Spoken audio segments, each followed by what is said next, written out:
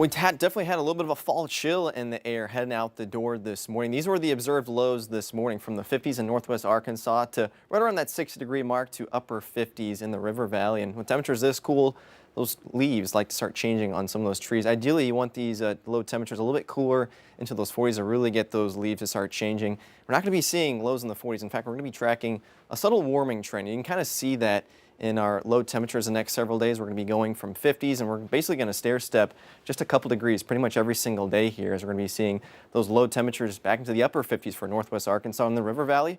We're going to be seeing those low temperatures over the next several days getting back into the 60s. So a little bit of that fall chill, just a little taste of fall. We're going to have to wait a little bit longer until we get even chillier nights. Over the next 12 hours for northwest Arkansas, we're going to be seeing those temperatures maybe just a couple degrees warmer than what we saw yesterday. Overall, right around that 80-degree mark later this afternoon, and then those temperatures falling into those 60s and upper 50s throughout the overnight hours. In the River Valley, expect a little bit warmer temperatures with those middle 80s for this afternoon. Lots of sunshine to talk about, and those temperatures falling ever so slowly into those 70s and 60s for the overnight low temperatures. That Friday night football forecast, we got Shiloh Christian versus Greenwood.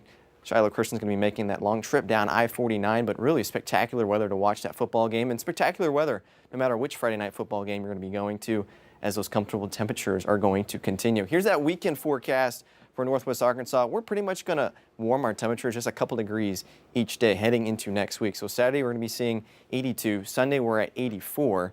And again, keep in mind those morning low temperatures are going to be warming ever so slightly as well. And for the River Valley, more the same, except we're going to be borderline warm to hot here. By Sunday, we're at 87. Lots of sunshine to talk about.